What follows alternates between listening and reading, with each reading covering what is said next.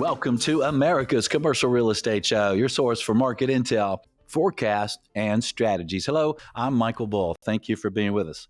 Our show today is brought to you by C5 Global Summit. This is in Hollywood, Florida, September 17th to 19th, and this is commercial real estate folks from all over the world at the annual event. I'll be there. I think I'm speaking 2 different times, so if you can make it, learn more. The website is c5summit.realestate.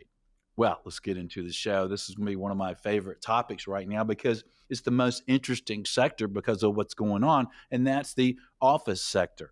I think we're all curious of what's going on in the market. How's performance in these buildings? How does it vary for markets and types of buildings? When should we expect performance to adjust? And what's going on with the distress market? What's going on with cap rates and pricing? I lead a team that focuses on selling office, so I'm even more interested in our guest today. Please welcome Phil Mobley. He's National Director of Office Analytics with CoStar. Phil, good to see you, sir. Good to be back, Michael, and I agree with you. I tell people all the time the last few years have been the most interesting time I can remember to be an office market analyst. So it's my favorite sector also. Well, good. When you're like those beer commercials, the most interesting man in the world. There we go. The most interesting man in commercial real estate. Well, that's cool that you get to look at all the dynamics and analytics that you guys have at CoStar, and then all the other factors impacting office use in the economy. And I think our first question from our listeners are a curiosity on performance of office properties overall in the U.S. Sure. Well, we had something happen last quarter, which we hadn't seen in more than 2 years, and that is we had positive absorption nationally. Hey. Now, it wasn't a lot. It was a couple million square feet, and there, as we go through the conversation, there are, I think, a few caveats to that. We did see vacancy tick up 0.1%, so from 13.7 by our reckoning to 13.8. And that was just because there was some new supply that came online, of course, during the quarter. But, you know, that 2 million square feet or so in positive absorption got us back about 1% of what we've lost since the beginning of 2020. So baby step, but at least a step in the right direction. Now, our forecast suggests that's not necessarily going to last. We don't think we're quite at the bottom here. But it does at least suggest some stability in the occupancy market. Well, that's interesting because it feels on the brokerage side that we might be at the bottom. So what are you guys expecting for performance and the timing moving forward? Yeah, so I think the question is at least as much when as how high does vacancy go. And now keep in mind, we're going to talk about, projections for the vacancy rate. Just because the vacancy rate goes up, or goes down for that matter, that doesn't necessarily mean that all that vacant space is truly competitive in the market. So, the brokers on your team, others in the market, it may not impact things too much in terms of what they're seeing on the ground. And we do think vacancy is eventually going to plateau somewhere around 15.5%. So we've got another 150 plus basis points to go from the 13.8. Now we're up 440 from 2019. 9.4% is where we were then. So we're most of the way through the occupancy adjustment. And again, I think a lot of what's still to come in terms of rising vacancy is going to be space that isn't really playing terribly well in the competitive market anyway. So I don't know how much that's really going to change things on the ground. One of the things that we're seeing in our market, I'm headquartered in Atlanta, and most of the office properties I sell around the Southeast U.S., and we're seeing some office buildings get torn down because the land's so valuable. It's being used for other uses. Then we're seeing more and more conversions. How much of the supply, well, what is new supply and existing supply? What are you seeing there overall? Well, supply has really become a more important part of the story in the last year or so. I'd say 2020 through at least the first part of last year, it was almost all a demand story, right? The adjustment based on people working in the office less frequently, companies not holding on to space in advance of their headcount needs. So that's all demand side stuff. In the last year or so, the supply side really has come into play a lot more. One is we've slowed construction a lot, so starts now are as low as they've ever been, lowest in more than a decade. Um, but conversions you mentioned. So interestingly, in 2020 and 2021, we saw fewer demolitions than we had in sort of the latter half of the 2010s. And I think that's just something you can chalk up to a lot of uncertainty in the market at that time. And then in 2022 and then 23, we saw demolitions go up a little bit relative to 2015 to 19 or so. Uh, in the last year, they've come back down, and I attribute that mostly to just the interest rate environment, the uncertainty created by that dynamic. You don't really convert or knock over a building until you know what you're going to do with it, whether that's a conversion or just a full redevelopment. Uh, and so when you have a rapidly rising interest rate environment, it creates uncertainty with what your plans for that building are. So we've actually seen demolitions and associated activity come down a little this year, but certainly there's been a little bit more of that. Now, conversions are not going to be something that moves market fundamentals, right? We're talking 1% to 2% of inventory, I think, max, in terms of what's truly available, truly feasible to convert. But nevertheless, within that, few block radius, these projects can be transformative. There's a project just down the street this way. I'm in downtown Boston. That's part of a publicly supported conversion initiative that's just about to get underway. So that's going to change things around here. It's definitely going to add some housing supply right in the middle of the financial district in Boston that I think is needed. And it is doing something with some older buildings that aren't truly competitive as office. So I think those projects are meaningful at the micro level for sure, even if they don't really move office market fundamentals all that much. Right. So, what are your expectations in the future for supply levels, Phil? If we've got new supply kind of dwindling really low, and then we have some buildings do get torn down and converted, what's your expectations there? Yeah, so a kind of normal amount of net new supply in a year is around 50 million square feet. And that's kind of what we had been seeing before the pandemic. Um, in the first couple of years of 2020s, we were pretty close to that, actually. And that's just, the pipeline completing projects that were already there. We have seen that come down. So 2022 and 3, we were down about 10 million square feet from that. We're going to be down maybe another 5 to 10 million square feet from that this year and next. We're currently forecasting about 35 million square feet in net new deliveries this year. Frankly, I'm not sure that all of that is going to complete. We've been seeing projects get delayed with a somewhat increased frequency lately. So, call it 30 million or so this year, another 30 million or so next. Now, that's already well below that 50 million that we're used to seeing, right? So it's constrained. But then things get really interesting once you get into 26 and 27, 8, 9. Because right now, what we're forecasting is something that's more like 5 million square feet a year in net new deliveries. Now, I think that that number is going to change.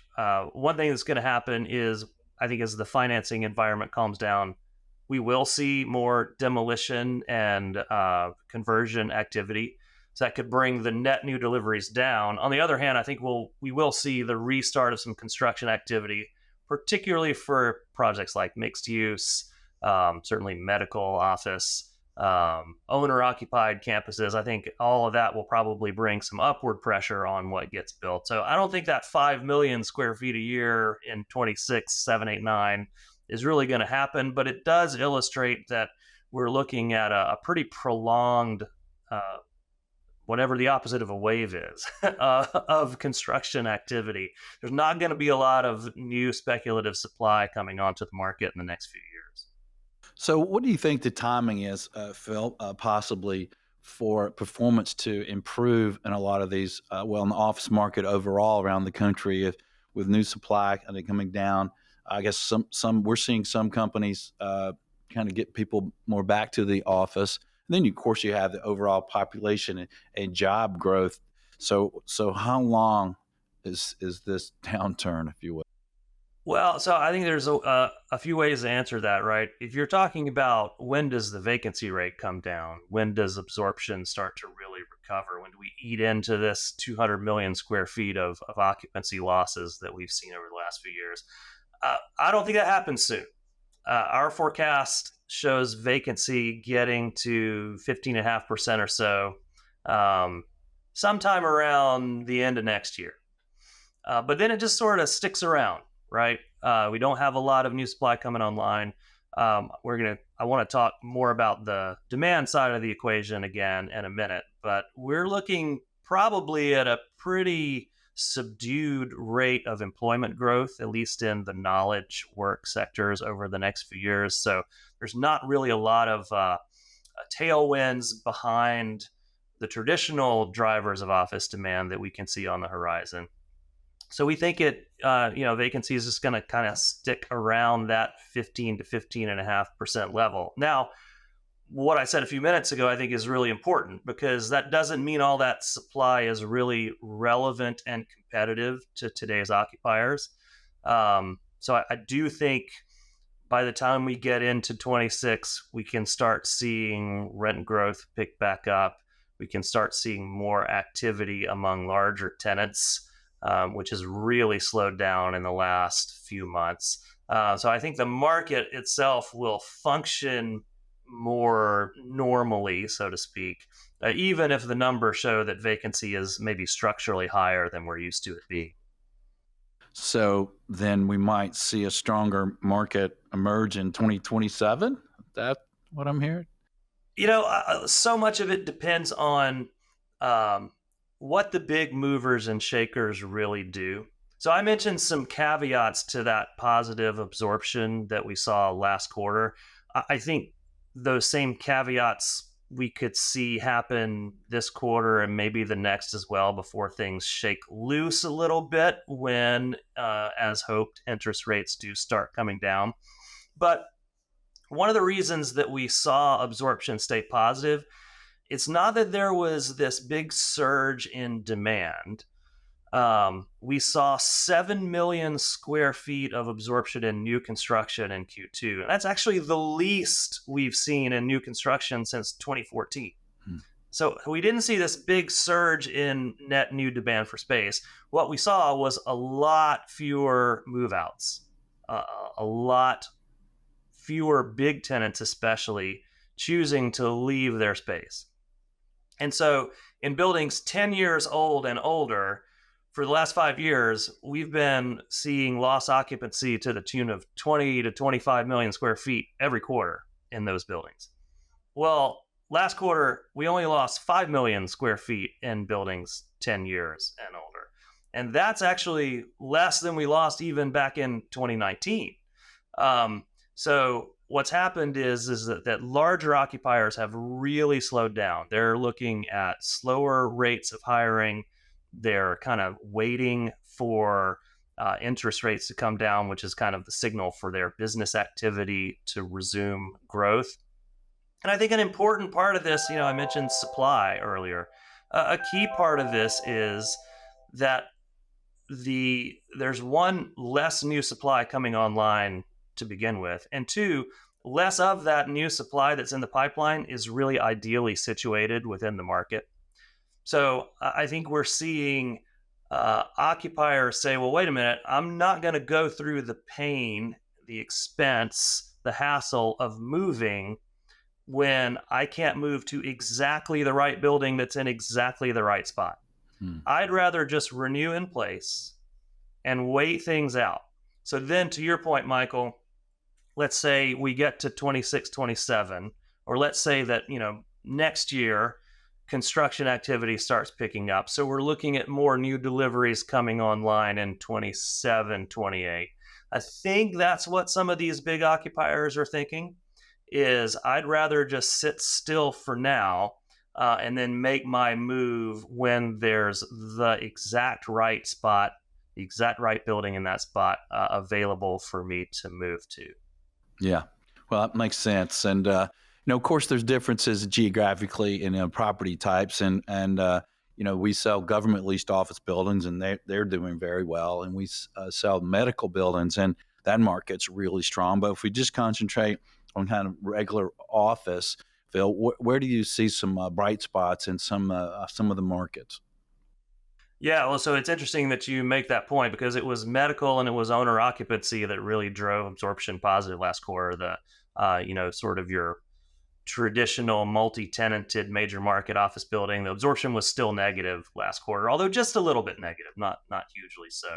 I think where we're seeing a lot of activity and bright spots, it's a couple things. One is owner occupancy generally. So occupiers have been more active in the capital markets. They have been buyers in the last 6 months or so in about 25% of office sales, which is about double their proportion from even as late as early 23, but historically as well. They typically are maybe 10 to 12% of buyers, and now they're almost a quarter. So that's definitely a trend. Another area of a lot of activity, and I've mentioned several times big occupiers and their impact on the numbers in terms of market fundamentals. But at the other end, with smaller occupiers, there's companies that are professional services firms that are more locally focused. So your law firms, your insurance agencies, they're very active. So in the leasing market, by some measures, it's actually as active as we have seen it in a decade or more. The number of new lease deals that we have seen being transacted in the last few quarters is up, 5 to 10% of what it was even in the 20 teens. The issue is that those leases are about 20% smaller. So overall volume in the leasing market is down maybe 10% from the 2010s. And it's because we've got all these smaller tenants who are taking advantage of what they see as favorable conditions to find a spot that they're willing to commit to. And so that's an area that's a bright spot as well. There's flocking to turnkey space, spec suites, smaller suites that have been built out to serve these kind of smaller, more locally focused organizations. Well, that's interesting because we see that selling these buildings that the buildings we sell with the smaller suites are very well occupied. The buildings we sell with the bigger, larger buildings with large suites, not not so much. What about some cities, Phil, that are doing better than others? Yeah, so I mentioned this trend of more leases but smaller size. There are two cities that are big exceptions to that, and those cities are Houston and Miami. So in both of those cities, there is actually more leasing volume in terms of total square footage being leased than they saw before the pandemic. And they aren't really seeing a decrease in the average lease size. So, it's kind of business as usual or better for some of those cities. Um, I think as we look out longer term and kind of try to peek over the horizon, we're at this inflection point now, I believe, where it's less about the return to office story, although there's still some legs to play out in adjusting footprints to new kind of workplace models. I think we're most of the way through that. I think we're going to be more focused going forward on employment growth and that more traditional driver of office demand. So I mentioned earlier that economic forecasters, we use Oxford Economics to inform our forecasting. They're suggesting and forecasting that office using employment growth is going to be less than 1% year over year for the next few years, for really the better part of the next decade. Typically, in expansions, we've seen something more than twice that, about 2% per year. And this is demographics driven, right? We just don't have as many people with the credentials that have traditionally filled these office using roles. There's not that many people in the country. Immigration is helping some, but not enough to sort of get us back to that projected historical level. So, because of that, where these jobs end up becoming open is going to be really important. So, if you look at 3 different 5-year periods, so before 2020 and then 2020 to now, and then for the rest of this decade. So, in all three of those time periods, the market that either has had or is projected to have the strongest employment growth is Austin, Texas. Now, in the late 2010s and the first half of this decade, it's been 5-6% per year. It's been crazy high, crazy strong growth in Austin, Texas. For the next 5 years, it's still ranked number one among major cities, but the projected growth rate is more like 1.5, 1.6, 1.7% year over year. So again, still ranking pretty high relatively, but that level is actually a little below where the U.S. average has been over the last 5 to 10 years. But I think that's one of the things to pay attention to is, Austin, Nashville, and don't sleep on some of the big tech hubs that in the last few years have actually struggled to hold on to all their office using jobs. So your San Francisco's, your Seattle's, they kind of have fallen off the list of high growth markets in these sectors in the last few years, but are projected to come back a little bit. Meanwhile, if you look at some of the pandemic era darlings, high growth markets like, your Tampa, your Orlando, they're projected to maybe not be as relatively strong in terms of their job growth. Now, it's not like their day in the sun is over. They're still going to be growing markets, we think. But relative to some others in these key knowledge sectors, maybe not quite so much. So I think that's something to pay attention to is where are the people going, and by extension, where are the jobs going? And those jobs, think again about where those jobs are, what sectors they're in. Think about professional service firms that serve growing populations. I think that's where we can look to see the strongest growth in the office sector in the coming years. Phil, what do you see for current performance and projected performance in some of the major markets like New York, Boston, Chicago? Yeah, I think it's that because they are big markets, they sort of drive the national trend, right? Which is we've still got more of this shakeout to come in terms of occupiers adjusting based on what their footprints were before the pandemic happened, and then based on kind of where they want them to be. Now, there's about 40% of leased space that was leased as of 2020 that has not yet reached an expiration date. About a third of that doesn't expire until 2030 or after. So I think we can reasonably assume safely that that's not really going to be part of the shakeout. That, if companies wanted to get rid of that space that was on really long-term leases, they probably already have. So figure, 25 million or 25% or so of the space leased before the pandemic set to expire in the next few years. A lot of that is currently already on the sublet market, has already been vacated. So figure maybe half of that, right? So maybe 10 or so percent, 10 to 15% of the pre-pandemic lease space that still has to be adjusted.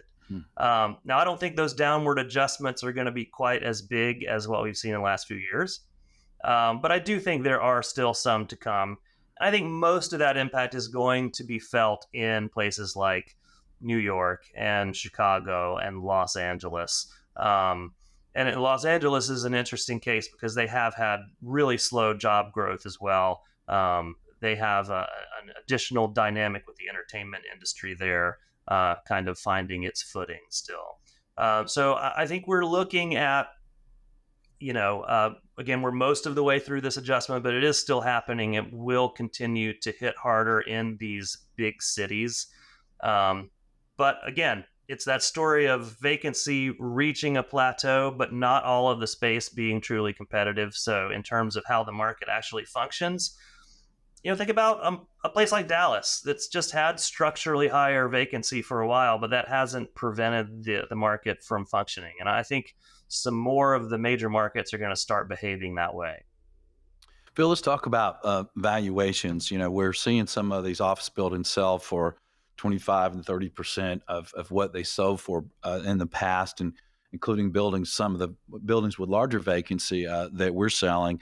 What are you seeing overall for pricing guidance? What are you seeing in valuations out there for office?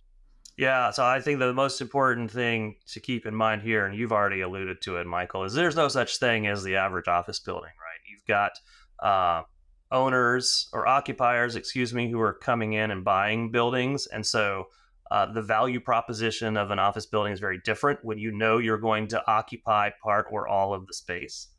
You have a medical office that has reasonably held on to its value. So for properties like that, we've seen trades happen 10 to 15% below the peak, which was, end of 21, very early 22, before the rate hiking cycle began. On the other hand, if you're talking your major market, multi-tenanted, what I'll call commodity class A, so nice buildings but expensive and not truly competitive with your premium 5-star new construction. Those buildings are down probably more like 40 to 45%. There's a lot of factors at play. The occupancy certainly matters. The remaining weighted average lease term certainly matters. But the value decline from peak is much greater in those situations. And in terms of what we expect going forward, I think there's more to come. I think as rates stabilize and then come down, we will see more liquidity. We will see more transactions. And that's, if it happens anyway, like it did after the Great Recession, that will mean that values do continue to come down for a bit before they stabilize. Let's call it 5 to 10 more percent from where we are today. Again, on average, which of course there's no such thing as the average office building. So it's going to be an environment where tactical plays really matter, because the rising and falling tide is maybe not the way to conceptualize this market. It's where can I find the best opportunity? Yeah, good point. Every building is different. We're selling some buildings in the same market for $70 a foot, and selling some for $450 a foot and more. So it does vary widely. Um, Phil, what are you seeing for transaction volume on the brokerage side? It seemed to really die out, for a couple of years, and now it seems to be picking up. What did you guys see? Yeah, so the last couple years, so last year and then including this year, if you sort of project out forward, we're looking at in the capital markets, investment sales activity that's maybe 2/3 below what we're used to seeing it as. Um, it's a little tricky because values are down in some cases pretty significantly. So it's not exactly an apples to apples comparison in terms of the numbers of transactions that we're seeing. But again, as we look forward and do expect more activity, more liquidity, I think there's going to be further pricing resets. Another piece of this, of course, is the loan maturity environment. We have seen delinquency rates rise for CMBS loans around 8%, which is up, 5 times from what it was at the beginning of 2023. So there will be more distressed sale activity, short sale activity that's part of this rising liquidity.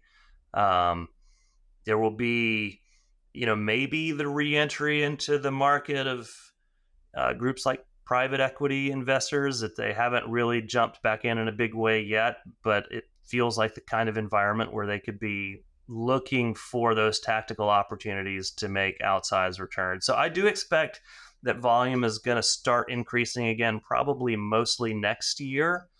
Um, but it has certainly been very depressed, and even in in pockets of the market where it's felt pretty active, those pockets tend to be like the leasing market, concentrated on smaller deal sizes with a different group of buyers. So your high net worth individuals and small investment groups that are buying with all equity, for example, versus your institutions that are still on the sidelines and in many cases have kind of redlined the sector while they work through their existing portfolios. Yeah, that's interesting.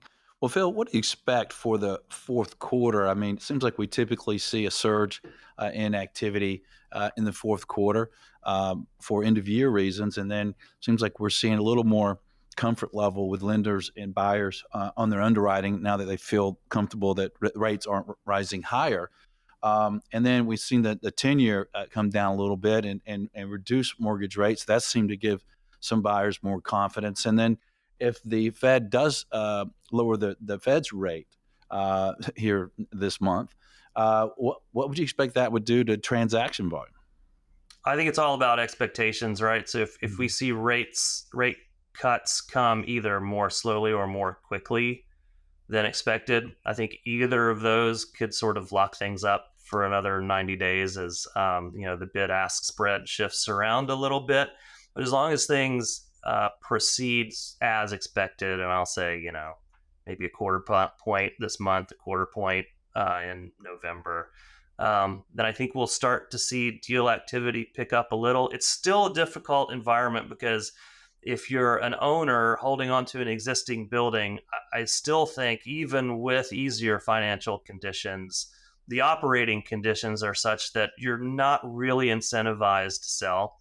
So I don't expect a huge spike in activity because again, we do expect values to continue to adjust downward. So if you're a seller, that doesn't give you much incentive to sell unless you're just ready to be out entirely.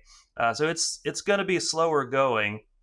The other issue is, and I was speaking with an investor group last week about this, is that as more sophisticated investors start taking a look at those tactical opportunities, right? So, what are the buildings that are going to perform? Where are they? Who is the target occupier base, et cetera? Um, well, they're not the only ones who are identifying those particular buildings. So you can raise capital, you can be ready to deploy that capital to try to generate big returns at these tactical opportunities. But there's actually going to be competition for the best assets and the ones that offer the best prospects. And that competition will, I think, on one level support pricing, but on another level, actually slow transaction volume because the sellers are going to want to hold out for more. So it's just going to continue to take time. Is I think the unsatisfying answer to that question. That's right. But you talked about the increase in owner occupants and partial owner occupants acquiring properties, and I think as more and more of these distress sales happen, those are certainly opportunities for those types of buyers, right? And I've sold, I think, 7 office buildings in the last 90 days, and every one of them had some bit of partial owner occupancy. And then, if rates do come down, certainly helps those buyers, doesn't it? Yeah, it does. Now their cost of capital as a company that has a different way of lenders looking at them and from an underwriting perspective, right? So their cost of capital may tend to be lower anyway than say a traditional CRE investor. Plus, they're solving the problem of occupancy, or at least part of the problem. So they're taking that variable out of the equation. So I do think it makes sense for owners right now. Certainly, lower borrowing costs helps everyone's cost of capital. So as these buyers make transactions, as they look to the future value of their investment, then certainly they're looking forward to lower borrowing costs because it could make the value of their investment higher. So yeah, in the long run, that does help everyone. In the short run, in the medium term, maybe a lower interest rates actually brings more competition back into the market on the buy side. So it's always complicated. Yeah, that's true. Well, Phil, what would you leave our audience with to think about for the office sector? Well, I think it's, as I said a few minutes ago, it's not a sector where we can expect a big rising tide, even given the big occupancy losses we've had. The fact that employment growth is projected to be so slow over the coming years means I don't think we're going to have this surge or snapback recovery. However, what I think that does mean is that despite that environment of a sort of strategic difficulty, there will be tactical opportunities, and it's going to be all about asset management, right? It's going to be all about knowing the fundamentals of individual markets and neighborhoods and target tenants and what specific types of amenities and services and locations occupiers are really interested in. And it's going to be a winners and losers kind of game for a while to come, I think. Yeah, oh, a good point. And throughout my history of my being in this industry, it seems like when I looked at the groups who made the most fortunes, it's been the contrarian investors. That bought retail when everybody said retail was left for dead. They bought homes, rental homes, when everybody said homes will never come back. And it's like almost seems like we're there for office, doesn't it? Like, oh, this is going to be dead forever. So maybe it's time to get in. I don't know. Phil, thank you for joining us. Thanks for the information. It's fantastic as usual. Thank you, sir. Yeah, thanks for the invitation, Michael. Good to see you. I think it's an incredible time. If you're a user, contact me. I'll give you a referral of someone in your market to help you acquire some office buildings. If you're a user, please do consider that, because it's a fantastic timing for that. And if you're dealing with an office building where you're upside down, or either the lender or the borrower side, I do a lot of work in that market. Reach out to me. And if I can't help you, I'll maybe give you some advice or to the right folks. My email is an easy one to remember. It's michael@bullrealty.com. Please connect with us. Please share the show. And until next week, be sure that you always lead, learn, and laugh. And join us for America's Commercial Real Estate Show.